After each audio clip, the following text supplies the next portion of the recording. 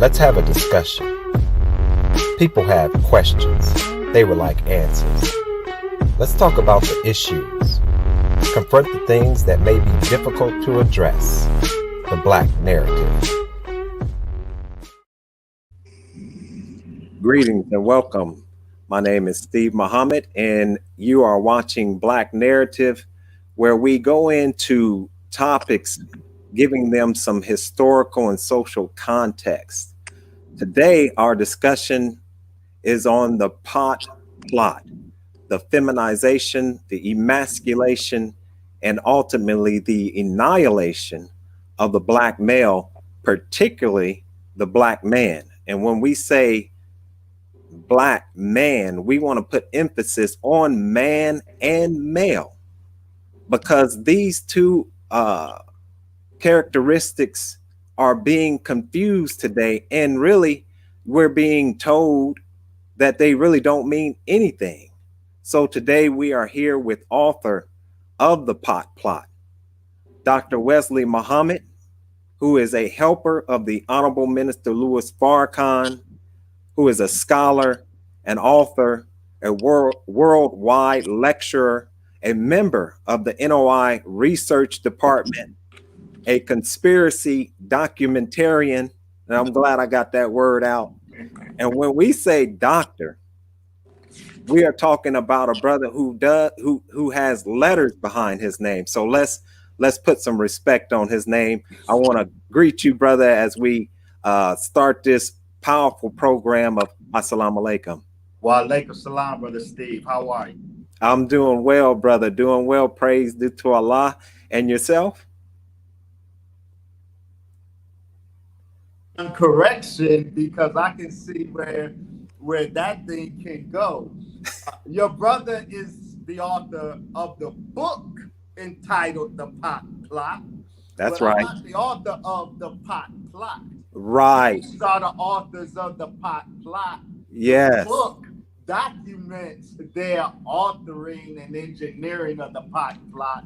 So I just wanted to make that clear. I didn't bring the pot plot to you. I just documented it and brought to us who are the authors of the pot plot. Yes, sir. We want to thank you for making that clear. And I want to ask you real quick, before we get into it, let's go to first, Dr. Wesley. Can you tell us about the book, The Pot Plot? Why you felt it a need to write the book and the objective of the book? Yes, sir. It's a follow-up. Pot plot is understanding. Excuse me for a second. Go right ahead. Okay. Yes, sir. Well, the pot plot is a follow-up to understanding the assault on the Black man, Black manhood, and Black masculinity, Volume 1, which was published in 2016. This is understanding the assault on the Black man, Volume 2, the pot plot, marijuana, hip hop, and the scientific assault on Black America. Volume 2, while Volume 1 focuses on the architecture, social, ideological, political, and chemical, the architecture of the assault on the Black male in particular. Volume 2 documents the scientific assault on the Black nation globally, Black man, Black woman, and Black child. The full spectrum of the scientific assault on Black America, we've documented in 800 pages and 2,000 footnotes.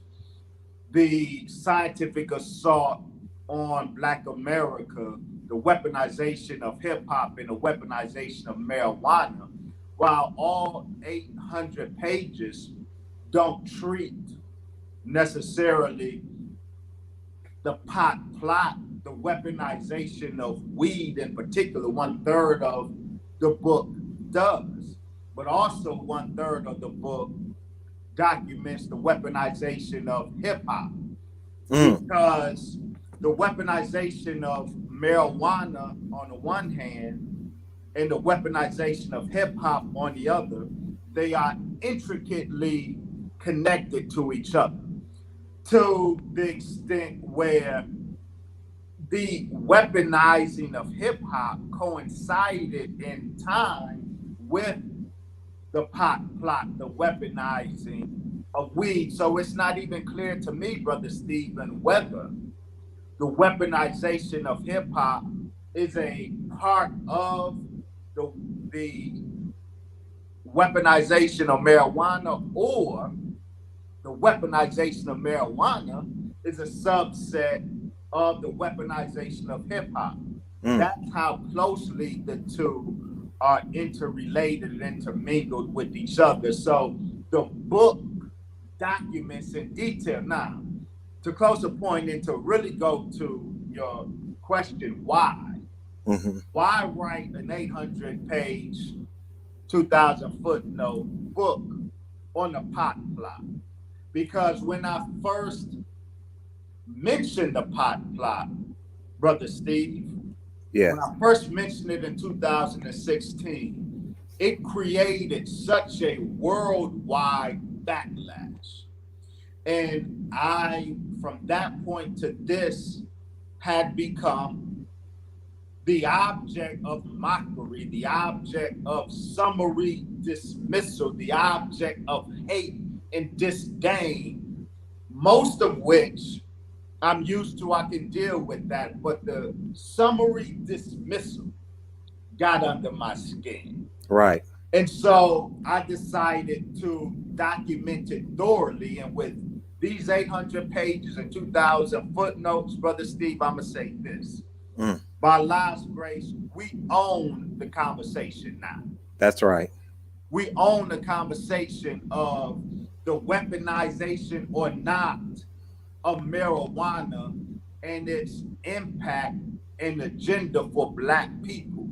Anyone who wants to dismiss that claim today must impeach all 2,000 sources that we cite in this 800-page tome. So I want to get right into it and ask you this just direct question. You know, we read in the scriptures that we war not with flesh and blood. There's another part in the scripture where it says, come, let us deal with them wisely. So my question is, are we under chemical and biological warfare? And I say that with, you know, all seriousness, because I think what we're talking about is, as you say on the cover of your book, assault. And I'm coming just a little, I guess, rougher with the word. Are we at war? Is our forces at war with this chemical and biological assault? Absolutely, we are at war, and the war is executed through chemicals and biological agents because these are silent weapons for a quiet war.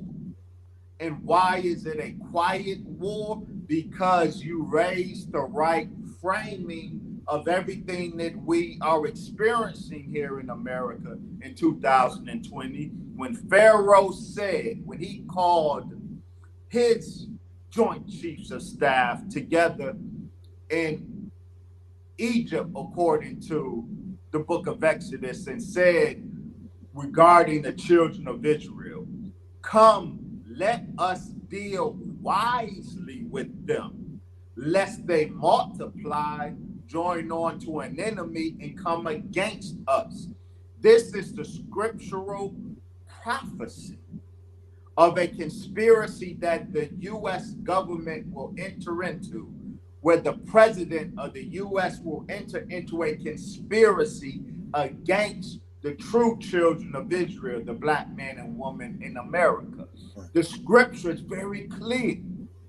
The Hebrew at the root of let us deal wisely with them indicates that the government, that the president intended this to be a covert war Right. against the children of Israel, not an overt war, not a war that can be televised on CNN, NBC, and on social media that would generate a worldwide response. No, Mm. this will be a subtle war. This will be a quiet war, and such a quiet war would need silent weapons. So no bomb is a silent weapon. When the government dropped the bomb on our family move in Philadelphia, that was loud.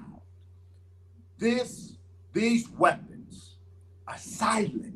Right. They're chemical weapons. They are biological weapons put in the food that we eat, put in the water that we bathe in. So yes, we are absolutely engaged in a military assault. It's not a war yet until we start fighting back. Right now, it's a military assault, and the weapons are silent because the war must be quiet. Mm. Thank you, brother. I mean, that basically summed it up. Man, that's powerful. Another question is the feminization and the emasculation of the black man has been going on for a long time since our feet touched the soils of America. That's right. With the buck breaking that you talk about, with as David Chappelle talked about Hollywood and television dressing black men up in dresses. Those are the obvious signs, but what you just pointed out is something that is not so obvious, and that is the chemicals that are, as you pointed out, they're in our water, they're in our food, and now as you're talking about marijuana, Mary Jane, ganja, whatever they want to call it, can you tell us at what point did cannabis start to at what point did they weaponize cannabis? Yes, sir. Very important question and clarification. Okay. First, let us be real clear. I don't say the weaponization of cannabis. Right. God planted cannabis. The cannabis plant absolutely is a holy herb. And Allah says in the Quran, which of Allah's bounties will you deny? The cannabis plant, like the coca plant, not the coca plant that produces chocolate. Right. I'm talking about the coca that will eventually produce cocaine. Yeah. The coca plant is a bounty from Allah. The cannabis plant is a bounty from Allah. The poppy seed is a bounty from Allah. All of these plants, God planted, and all of them, when used properly, have great medicinal value to God's creatures. So never should it be said, though it most often is, it should not be said that Brother Wesley is anti-cannabis. To be anti-cannabis would be anti a bounty of God. So we're not talking about the weaponization of cannabis. We're talking about what the scripture says, talking about the white man. He has made mischief with created things. Right. God created cannabis for holy purposes. The white man is making mischief with what God has created. Yes. Loud ain't cannabis. So we are talking about the weaponization of marijuana. When did that happen? That happened when Colonel Ketchum, when the U.S. government first, under the CIA's MK Ultra program, wanted chemical agents to get control of the population, especially when at first their own sons and daughters were causing trouble on college campuses. During the Vietnam War, and white young people were raising up in anti-war protests. The first version of weaponized weed, though it was tested on black bodies, it was first deployed against white college students. And so here in Chicago, for example, in 1968, the Democratic convention here in Chicago, all of these white leftists and hippies descended on Chicago, and the U.S. Army dropped a potent form of weaponized marijuana and knocked scores of these young white leftists out. Now, the synthetic THC, which was at the root of that first weaponized weed dropped on white hippies here in Chicago, that THC was tested on black bodies in Lexington, Kentucky, in a so-called drug farm in 1964. So in the 60s now, you start the beginning of the creation of synthetic marijuana. Mm-hmm. Because when you go to your local dispensary, you are not getting cannabis. Mm. Every marijuana preparation you get, if it's supposed to be a THC based preparation versus the CBD based, but the same thing applies here. Under no circumstances does that preparation have authentic natural THC in it. Wow. In every case, the THC is a synthetic THC. And this particular synthetic chemical, the synthetic THC, its production began in 1938 with Roger Adams. The synthetic molecule, THC molecule, that Roger Adams created in 1938, 1939, the U.S. Army further modified it, and that's why I bring in Colonel Ketchum, who was over the U.S. Army Chemical Corps program to weaponize marijuana. He took Roger Adams' synthetic THC of 1938, 1939, and modified it further. And Colonel Ketchum said these words. He said, we were not, in terms of their work with marijuana, he said, we were not looking to heal people. We were looking to conquer people.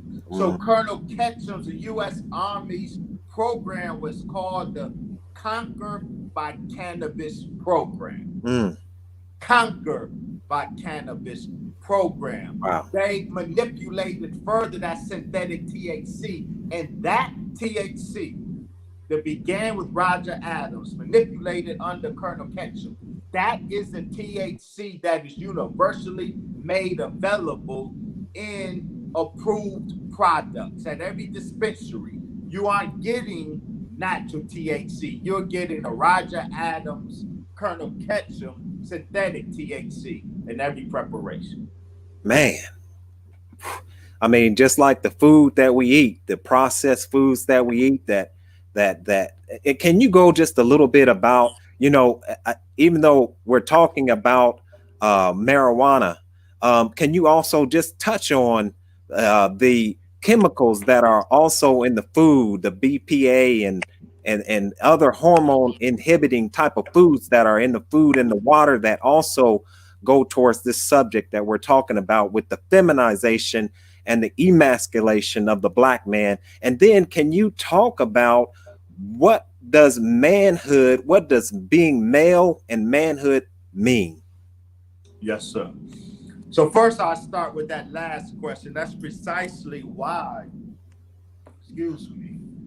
the title of my first book is what it is: Understanding the Assault on the Black Man, Black Manhood, and Black Masculinity.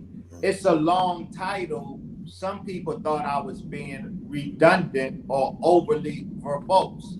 I was not. The three are interrelated, but they are distinct. And we are documenting the architecture of the assault on all three planes. the assault on the black man, on black men, for example, the murder of black men by police, the assault on black manhood, for example, the social embargo on black men being able to gain or acquire gainful employment to take care of their family. And so 60% of black households are headed by black women. That doesn't mean that in all 60% of those families, there is no black man in the house, but that black man in the house ain't got a job. So he is living in her house. He is driving her car, not because he necessarily wants to, though there are some crazy and confused Negroes who want to be kept. Right. A kept man is an oxymoron, but many of us are in that situation not because we want to, but because this society makes it impossible for us to do our duty as men. So that's the assault on manhood. And then the assault on masculinity. That goes to the point of this book. It's a scientific assault. It's a chemical assault on masculinity. Yes. And we wrote a report first, Waging War by Zip Code, how food in black neighborhoods is weaponized. Of course, that report in the subject is expanded in our book of how. I give you a perfect example of the weaponization of food and the emasculation of men.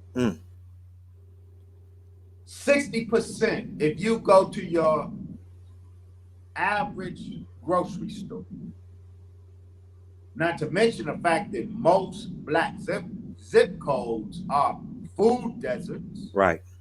And so there certainly aren't supermarkets there. No. We do our grocery shopping in these zip codes at Dollar Tree. Yep. Whites buy envelopes at the dollar store. We in poor black neighborhoods, we buy groceries at the dollar store. But even when we are blessed to have a grocery store, 60% of the food products in your average grocery store has soy, but is bio-enhanced with soy isolate. Soy has been grinded, its taste disguised, and 60% of food sources in grocery stores have been enhanced by soy for no reason. Why?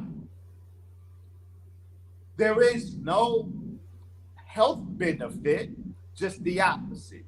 Soy is a notorious feminizer. Soy is a endocrine disruptor. Soy, when it's in the body, it turns into an estrogen mimicker. It becomes estrogenic in the body. Estrogen, the feminizing hormone. And so the consumption of a lot of soy produces man breasts. Right. It shrinks gonad. It has a neurological, if the consumer of these soy byproducts is young enough. And so the white man says, mother, take your newborn baby off of your breast and replace the milk of God with what? With soy milk. Come on, brother. With soy milk for your baby. And that soy in the baby changes the neurology of the baby. If it's a male baby, that estrogen feminizes the neurology of that male baby. If it's a female baby, that estrogen, that xenoestrogen, masculinizes the neurology of the female baby. And so from little from being a baby up Right. to adolescence, even adult men. We are not immune to the gender neutering effects of all of this soy byproduct that is in the food that we consume. That is an example of the weaponization of our food and the masculinization of men that results from it. Yes, sir. Thank you, brother. And of course, we also the materials that we touch with the phthalates and things like that. I mean, this is why your books are so important, Dr. Wesley, because we have to wake up. I mean, what you just told us that not even our babies are being exempt from this war. And if you would too, you talk about when you talk about, since we're on this subject, you talk about the Black woman and pregnancy. Can you talk about the pot that this wicked enemy likes to push on that Black woman with maybe menstrual cramps or other type of feminine issues that she may go through? Yes, sir. Thank you for that. Let me frame my response in this way. Mm. From the minute I started this subject, there has been a monkey on my back. Come on. Come The on. monkey, Dr. Wesley says, we makes the Black man gay. Right, right. That Right. has been a monkey on my back since I first dropped the pot plot from Mas Mariam. Brother Steve, I never said weed makes you gay.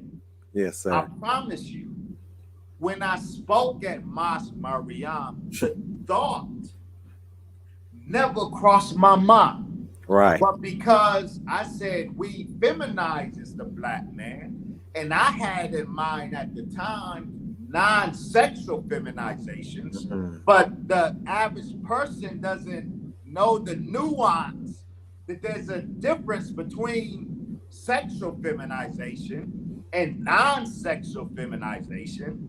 So with only the concept of sexual feminization in their mind, they automatically went to, he said weed makes you gay.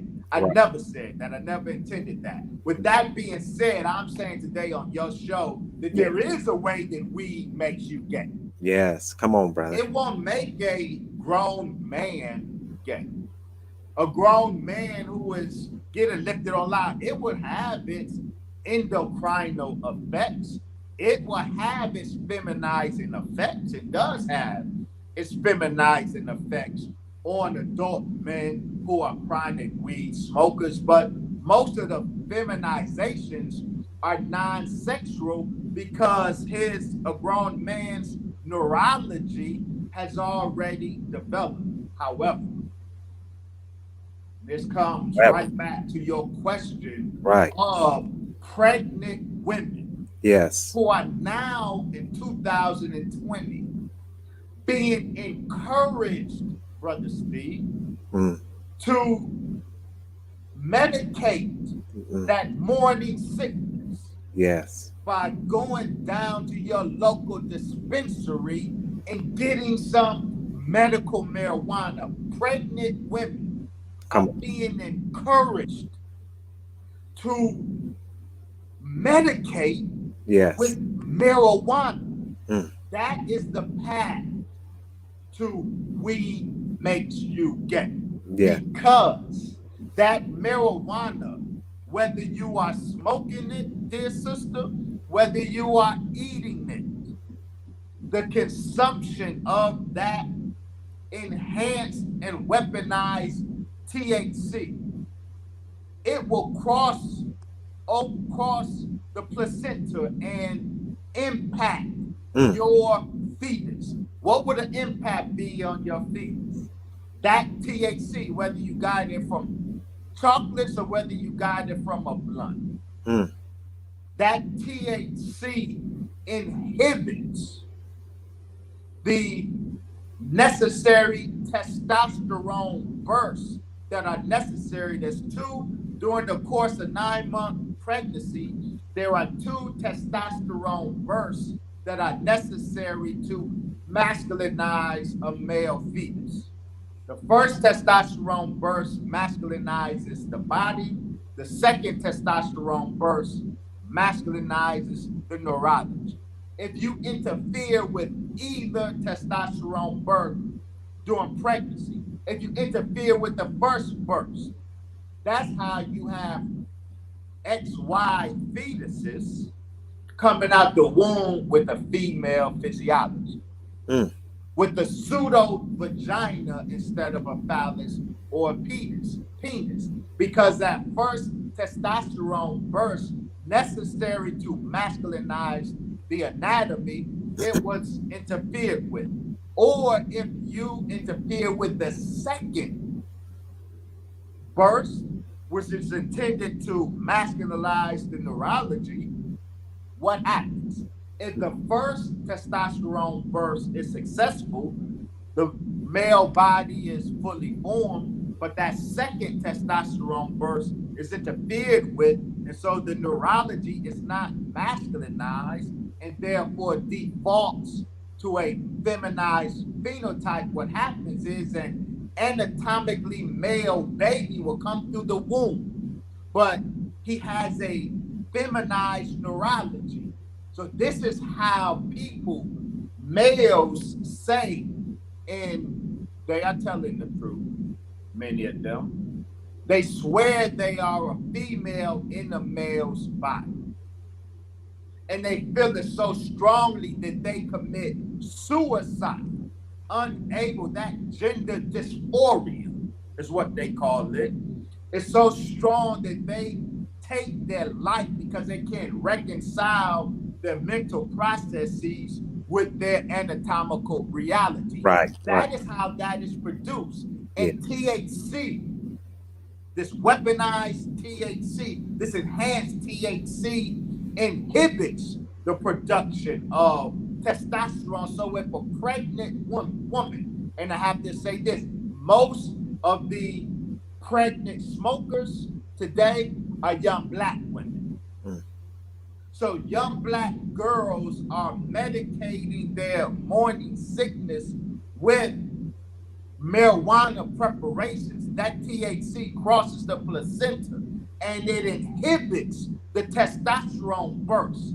And this is how a male child can emerge from the womb and later in life he is gay. That is how we can make you gay. It won't make a grown blunt smoker or loud smoker gay, but it will make, or at least it absolutely can make, a fetus exposed to THC. It can make that male fetus gay once they reach adolescence and early adulthood. Yes, sir. We document that. We're not just saying that, Brother Steve. We document it with scientific sources. As we introduced you in the beginning, Dr. Wesley, a conspiracy documentary. Not a conspiracy theorist. That's right. A conspiracy documentary. That's right. I don't put the theory out until I've already documented it. Conspiracy theorists put the cart before the horse. They're theorizing, but they can't document and demonstrate the truth of the conspiracy that they're alleging.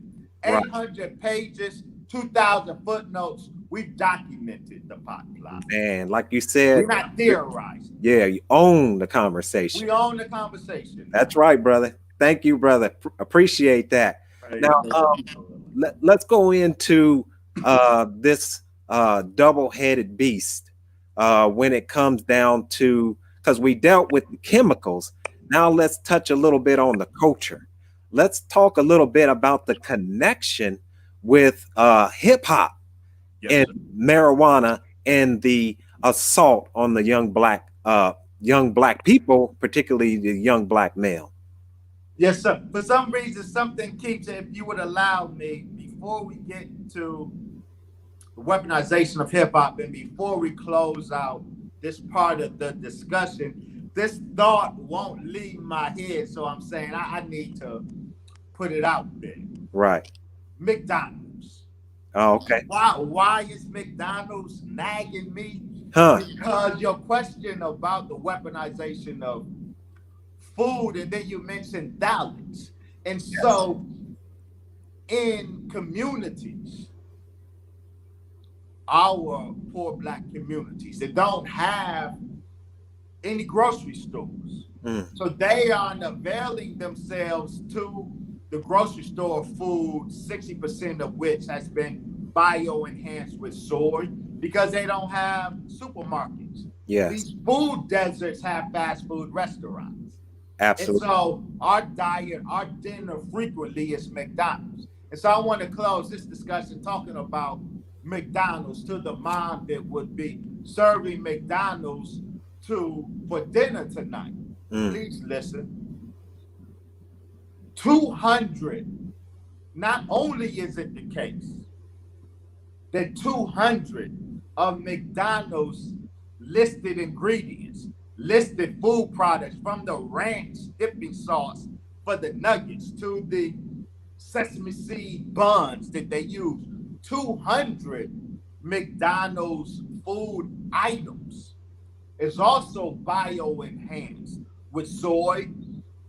But on top of that, so you have this Big Mac.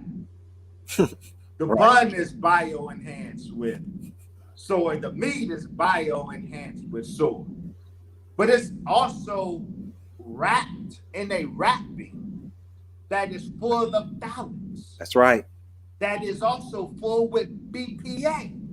Come on. Phthalates and BPA are these endocrine disruptors, these nasty chemicals that's in the packaging, because it's in plastics and in wrappings and in tin cans. And so the food that poor people eat comes to us packaged in this chemical warfare. And so Black children, Right. Black children in America have the highest body burden of any other demographic in this country. We have the highest, Black children, our children. Yes, sir. Have the highest body burden of BPA than any other people in this country. That means our children are walking around in America with more BPA in their body than any other demographic in the country. How is it that our children have so much BPA in their body? Because too many of our children have too many McDonald's dinners. And so all of that BPA in the packaging, all of those phthalates in the packaging, on top of the soy that bio-enhances the food, the cans that we, that's right, when we do prepare food at home, the cans, we use the cans, and the Most Honorable Elijah Muhammad told us to stay away from the cans. Why? Because the cans are dripping with BPA that bleaches into our food. Yes, sir. So the Black homosexual phenomenon in America today, and it is a phenomenon, it's too many cases. Right. It's a phenomenon. The phenomenon is anchored in this type of chemical mischief making. That's with right. The food that Black people are made to avail ourselves with. So, dear mother and father, don't have McDonald's for dinner tonight. That's Please. Right. That's right. So, transitioning to the weaponization of hip hop. Your question on that was what? Yes, sir. I was wanting, and first, thank you for just taking that departure, because that, I think that was, of course, very important. And it just points and demonstrates that we are at war. This is a war, serious war. So my question was, as we talked about the chemical assault, the cultural assault, that not only is in hip hop, but is also on television. But can you talk about the connection between hip hop and the weaponized marijuana? Yes, sir. And so I wrote another report, because that's what I do. Yes, sir. Absolutely. I'm Keep it coming, if you brother. want a reader, you won't benefit much from Brother Dr. Wesley. Right. If you want quick, bite-sized knowledge, I ain't the one you have on your show. Right. I'll write. Yes, sir. Because I document. And yes, so sir. if you want to benefit, you got to read. And so, of course, we wrote a report, The Queering of Hip Hop. Mm.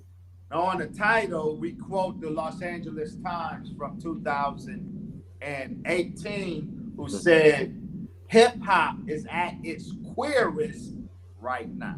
Of course, by queer, they mean gay. Right, of course, this report has been expanded in our book because we document marijuana, hip hop, and the scientific assault. Absolutely, hip hop has been commandeered. Hip hop has been hijacked. And if you're asking about the nexus between the weaponization of hip hop and the weaponization of marijuana, the greatest illustration of that is in what unfortunately happens to be my favorite hip hop event. Right. The Chronic by Dr. Dre. Right. That's my favorite hip hop moment musically, but unfortunately, that best illustrates the nexus between the weaponization of hip hop and the weaponization of marijuana, and in a very real sense, the beginnings of the weaponization of hip hop and the pot plot as it's directed at Black people. So, the Chronic. Yep. First, what's the context of the Chronic? The burning city of LA and around the country as a consequence of the Rodney King riots. Right. But in particular, when that white boy, Reginald Denny, was poured out of that truck, right, and beat to a pulp, and that was displayed around the country, that was not supposed to happen. The riots, Black rage directed at white people, right, was a problem solved according to the government. That's what we document in volume 1. They biomedically controlled Black people with crack after the first time, Brother Steve, a Black riot directed its rage not at property in the Black community. Yes. Which ultimately became tolerable, but directed rage at white bodies. The first time that happened, and I think that's a good point, was in Miami, 1980. Right. And the U.S. government did a study with how did Miami happen and the vicious attacks on white people. I mean, they are throwing old white women, burned alive in their cars, white children beat to death with bricks on the block. This is the first time Black people unleashed this rage on white people. And the government wanted to know, did this portend a change in the way Black people rioted, And to solve that problem, they dropped crack cocaine Come in on. Liberty City, Mm-hmm. Miami. And we Right. documented the CIA origins of crack cocaine. It was supposed to be piloted in LA, but when Miami happened, they dropped crack cocaine and it subdued us. Mm. And they were comfortable. So 92 was never supposed to happen.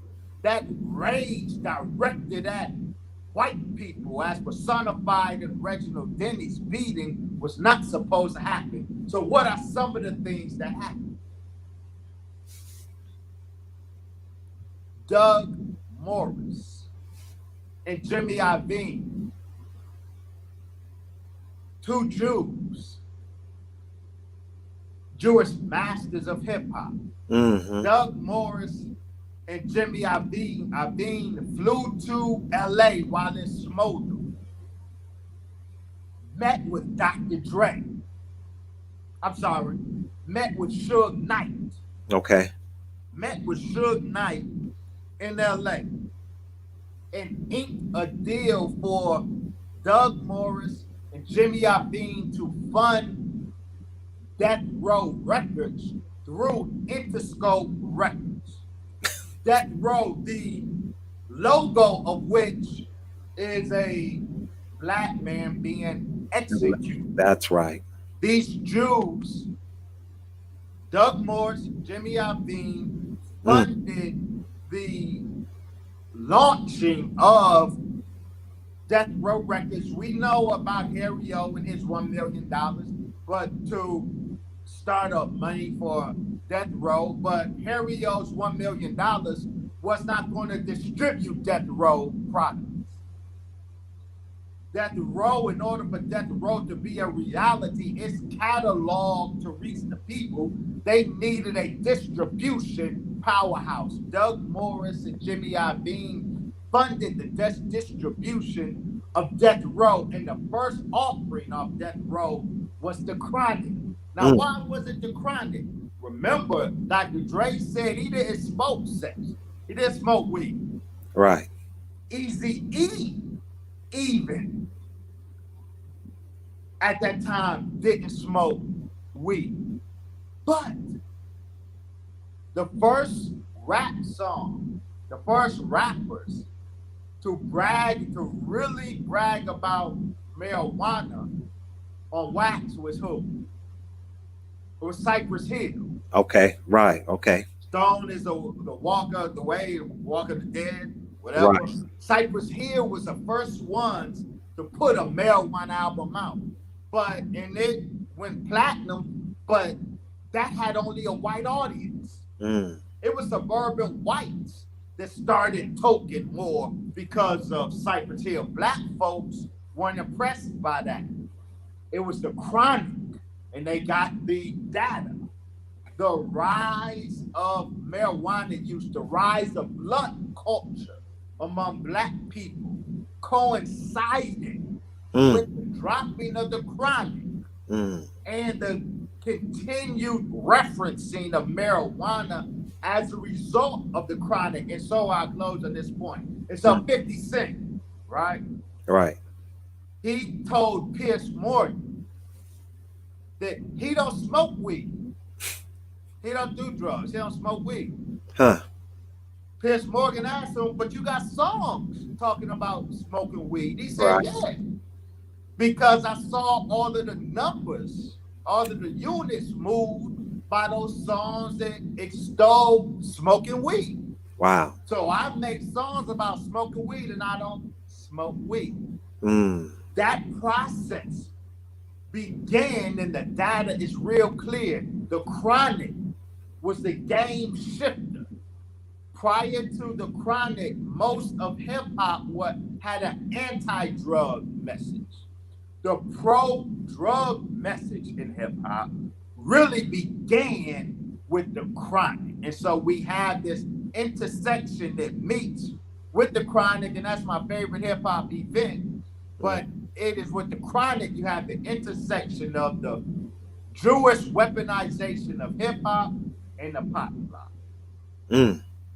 And I think you And point you out, never saw another LA riots right, since then because all of us was doped up and we gangster leaning. right.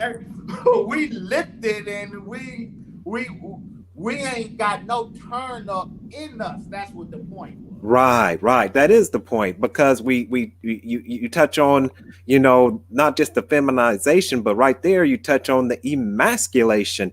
Yeah. And then, like you were saying with the crack, It to demilitarize.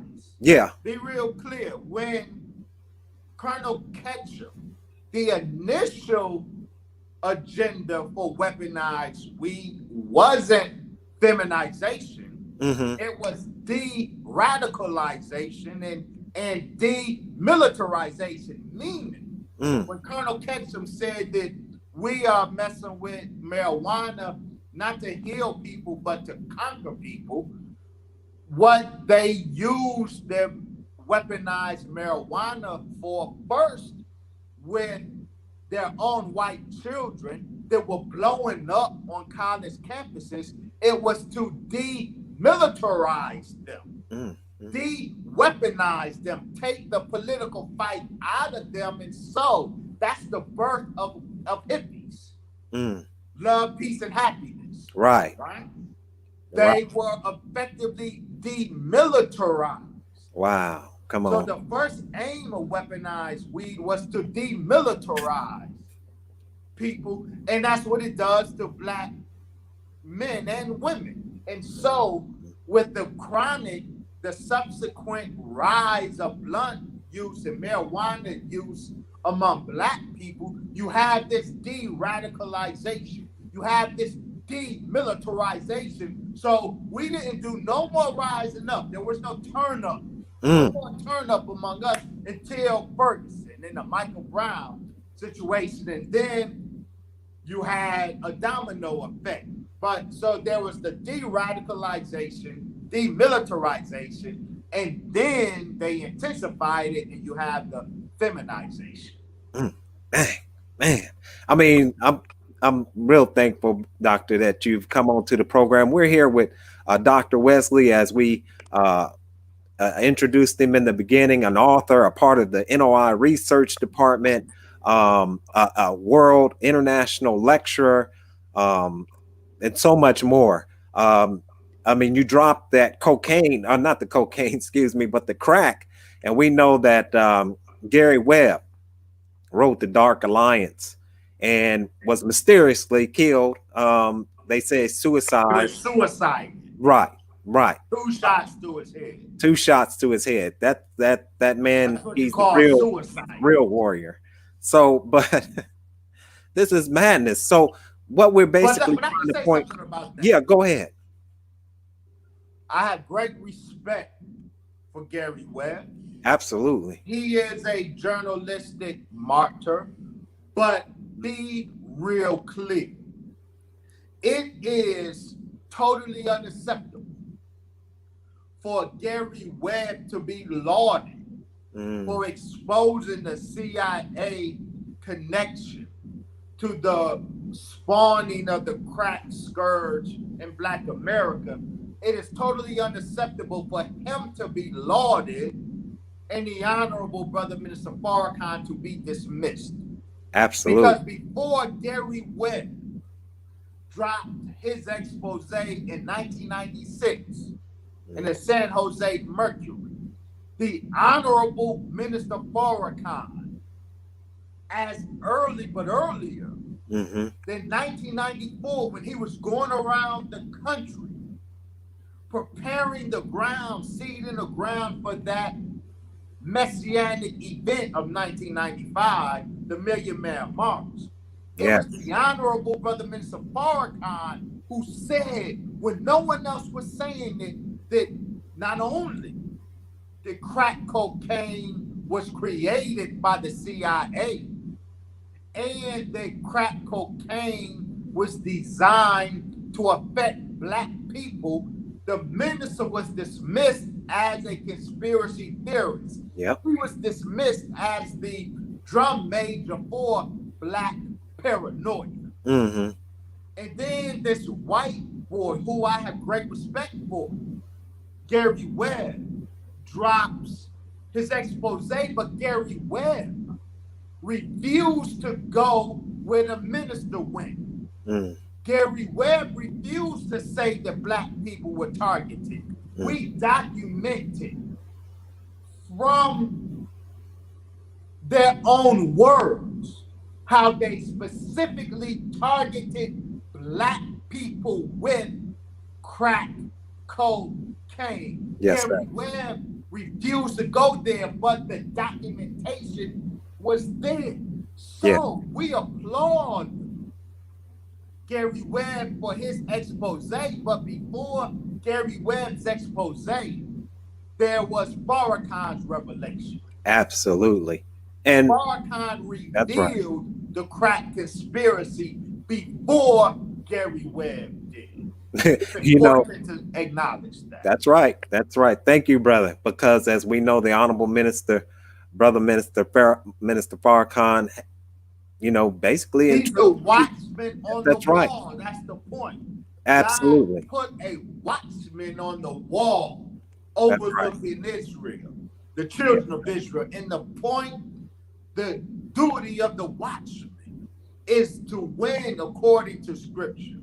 When he sees the sword coming, when God shows the watchman the sword that's coming against his people, that the watchman announces to the people when it's coming. That's Farrakhan for over 60 years now, and especially 43 years absent his father. So before Gary Webb saw the sword that was coming, God showed that to his watchman, the Honorable Brother Mr. Farrakhan, and he announced it to the people. And Gary Webb must have heard that announcement. Yes, sir. Thank you, brother.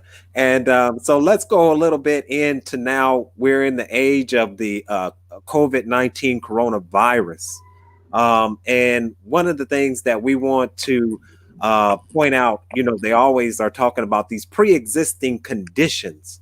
You point out that the marijuana smoking is a pre-existing condition. Can you go into how that is, and how does that make us more vulnerable or susceptible to death? Absolutely. So again, here I go with these reports. Yes, sir. Allah just blessed us to complete our report on COVID-19.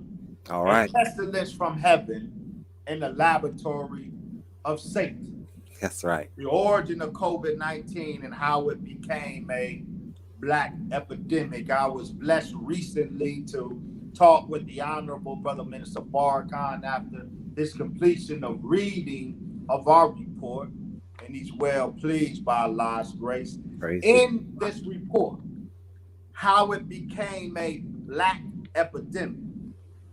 One of the chapters is on how the pot plot predisposed Black America to devastation by COVID-19. I said, in fact, Brother Stephen, yes, sir, that the state by state movement to legalize marijuana that movement that preceded the descent of COVID-19, that legalization movement predisposed Black people to devastation by this virus. The legalization movement is not a friend of Black people. It's a deadly and insidious trick against Black people. And one of the things it did was predispose us to devastation. And so, for example, we documented it. So, for example, how do you say that to be so, Brother Wesley? SARS-1, COVID-19 is SARS-2. SARS-1 of 2000 or 2003, 2004, it killed mainly old people. Young people got it, but it wasn't fatal to young people. SARS-2 is killing young people and young Black people in particular at rates that SARS-1 never did. Why? Well, for a very easy to understand reason. For both SARS-1 and SARS-2, in order for them to do their damage, they need a particular entry point into the body. The entry point are these receptors, this enzyme called ACE2. H2. ACE2 is an enzyme in our body that serves as the door through which the SARS virus enters and does what it does. Now, because the virus needs this receptor, ACE2, to enter into, the fewer of these ACE2 receptors in a body, the fewer virus can enter, the less the damage done by the virus. Does that make sense? Yes. The more of these receptors in a body, the more entryways for more virus to enter, the more damage can be done by the viral burden. Does that make sense? Yes. Yes. What does that have to do with the pot plot in COVID-19? Good question. The difference between the SARS-1 epidemic that killed mainly old people and the SARS-2 epidemic that's killing a whole bunch of young Black people is because most healthy young people, have a very limited amount of these receptors in the body.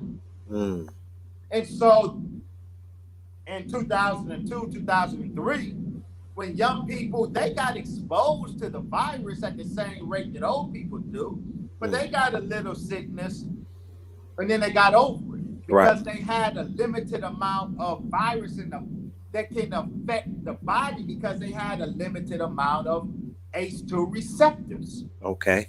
Sickness increases H2. Certain sicknesses increases H2 receptors. Obesity increases the amount of these receptors.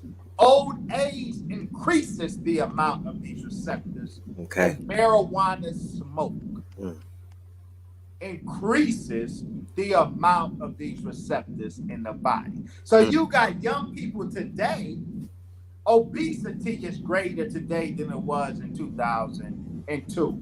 And more young people in 2019 was smoking weed than young people were doing in 2002.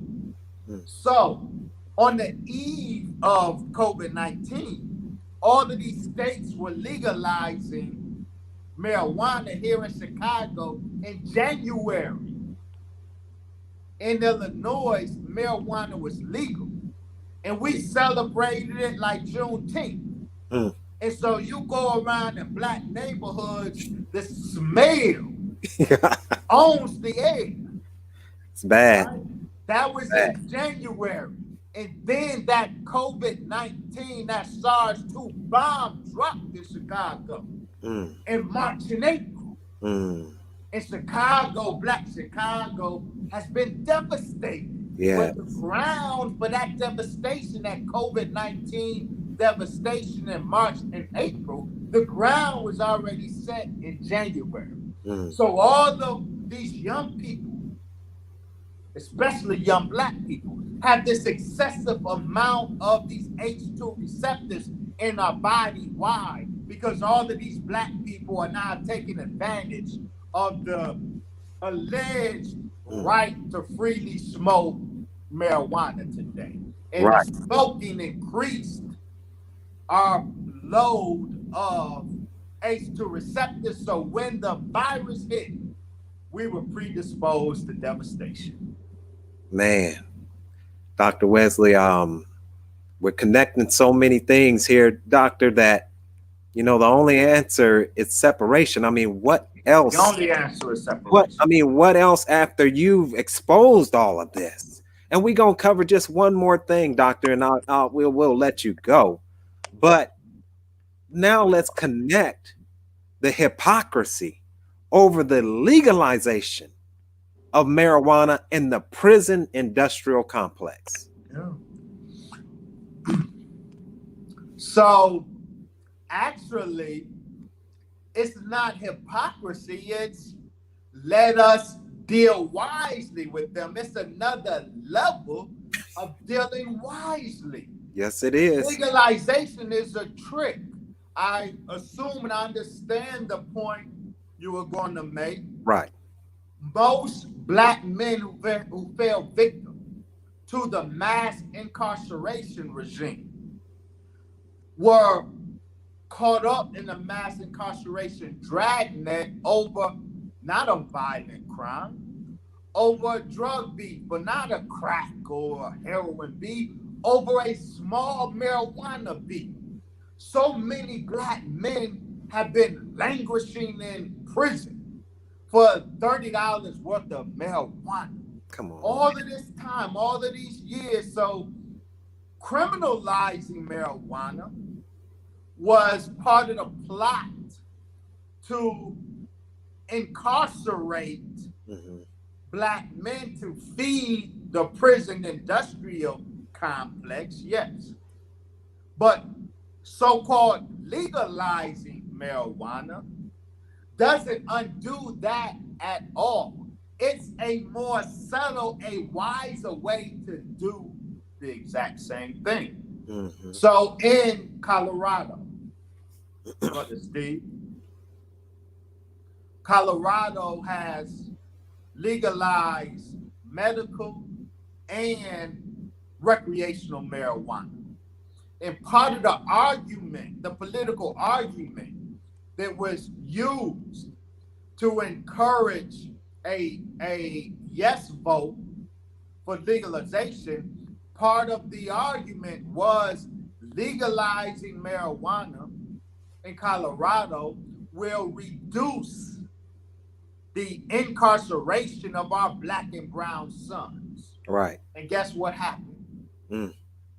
The arrest on marijuana charges of black and brown boys did not decrease since legalization.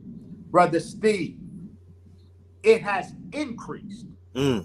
Meaning, just in case you missed it, right, there are more black and brown boys getting arrested for marijuana in Colorado since marijuana has been legalized. Come on, man. Than they were when marijuana was criminalized. And Dr. Wesley, How did that happen? And real quick, I'm sorry, but this at the same time where these white people are growing filthy rich off of this. Billions and billions of dollars. Come on, man. The legalization trick is win-win-win for the white man. He's getting filthy rich while still achieving all of the aims he intended criminalized marijuana to achieve. And so how is it that more black men are being arrested on a marijuana beat in states where marijuana is legal? Because of the trick of state legalization versus federal criminalization. State legalization means nothing effectively so long as federally marijuana is still a Schedule I drug. And so what this trick allows, legalizing it statewide while federally keeping it criminalized, that means that in every state where it's legal, federal agents can now make the arrest. Come on. Because federal law trumps state law. Right. And so in states like Colorado, the reason there's more marijuana arrests rather than less in a legal state is because Federal agents are making these arrests now. Mm. And so the prison industrial complex is still fed black bodies, and the states who have legalized marijuana also, in most cases, still allow employers to have their zero tolerance policy. So we celebrating legalization like it's Juneteenth, right? Here in January. We get January 1st, we got lifted. We went into work January 2nd, and the devil springs a drug test on us. And of course, did you smoke weed? Hell yeah. This is last night I got lifted. It's Juneteenth. Man. You're fighting. Right. States still allow employers to get drug tests and terminate those who have marijuana in their system. So all of these black people are losing jobs. We're still getting arrested, and we're suffering the chemical assault that this legal weed is inflicting on us. Win, win, win for the win, win. Lose, lose, lose for us. Lose for us. Yes. Win, win, win for the legalized. Look, follow Farrakhan. Follow Farrakhan. Follow Farrakhan, the watchman on the wall. And where will Farrakhan lead us? Right. He will lead us to God, and God will take us to a separate state and territory, a separate reality of our own. There is no coexistence in peace with these people. So long as we are segregated by them, we are advocates. I close on this. Yes. We are advocates of segregation. Segregation is what got us in the situation that we are in. Segregation means or translates into concentrated blackness for our enemy. A segregated community is a community whose borders were defined and controlled by our enemy, whose institutions are controlled by our enemy. So in segregated black zip codes, we are still dependent on our enemy to send food into us. We are still dependent on our enemy to pipe water in for us, but a separate state of territory of our own. Separation means we control our zip code. We control the institutions. We control the resources of our brother. Community. Yes, so that's not a concentration of blackness for our enemy scientific purposes. Right. That's segregation. Separation is a concentration of righteousness for God's purpose. Thank you, brother. Thank you. And Dr. Wesley, I'm sorry. This one last one. I want you to just touch on the secondhand smoke. We'll end it with that because, you know, some of us are smoking. Our babies are right there, and we're not understanding the effects of secondhand smoke. And we'll end it with that. And if you could, after that, just tell us, of course, how we can contact you, how we can get more information about purchasing your books. Thank you. That's very important. I will answer that question with an illustration. I'm not going to name drop for a reason, so don't ask me. All right. But you have, for example, a infamous weed smoker in hip hop. His whole brand is associated with weed smoking.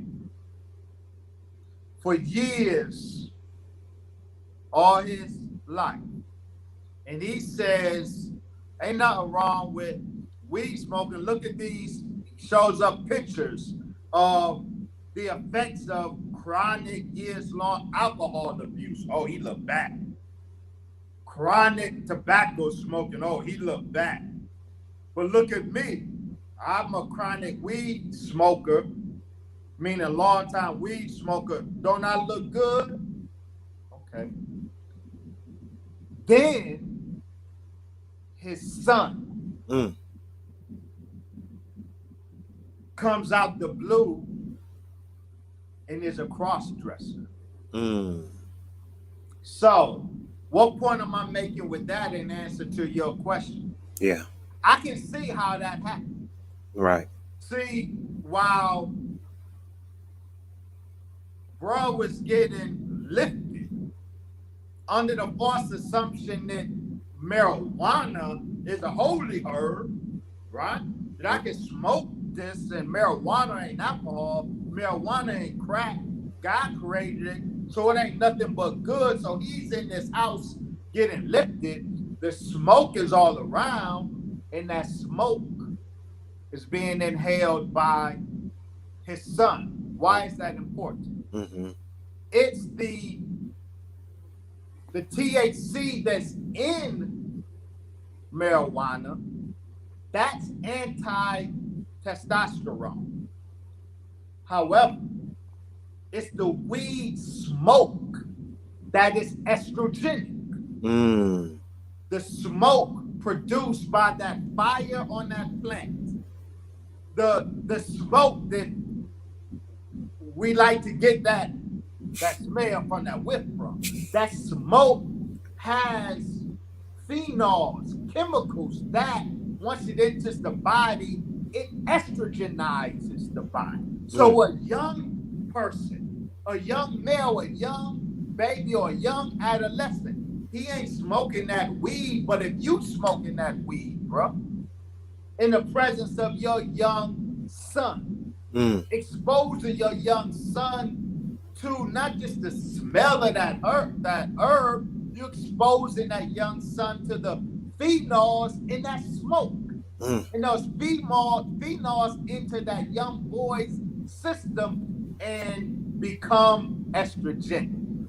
And so second generation boys are feminized. Second generation girls are masculinized. That's how it happens. So it's a very bad thing, family, to smoke. I stopped there. It's a very bad thing to smoke. That's it. Right. But That's then right. part two, Yes, sir. it's even worse to smoke around your children, because it's one thing to engage in self-affliction. Right. But it's even worse to afflict those around you. Yes, sir. Especially young people who ain't got no choice. They can't get up and leave. So don't smoke around your children. That secondhand smoke is very damaging to everybody around you. It's most damaging to young people who are around you. God. Dr. Wesley, man, I want to thank you so much for coming on. I think that, I think we covered a lot. Of course, there's more that we could discuss, but I think that, just what we dropped today is without a doubt, the people can understand that we are at war, and this is a chemical assault on the Black man and Black woman.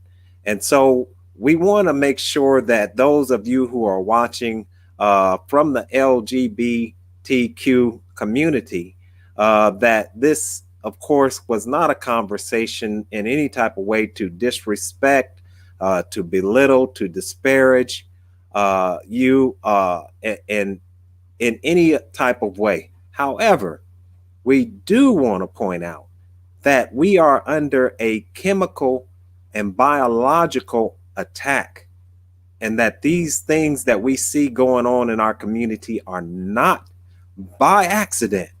They are designed.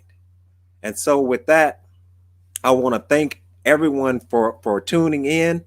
I want to thank Dr. Wesley for dropping some serious bombs on the head of our enemy and his agenda of corrupting us. And so please follow us, NNB News, on YouTube, follow us on Facebook, follow us on Twitter, like and share what you've heard today. Send it out to family members, friends, associates, so that they can know what's really going on. And with that, I want to thank you all for tuning in, and may God continue to bless you and your family with the light of truth and understanding and God's blessings. Peace.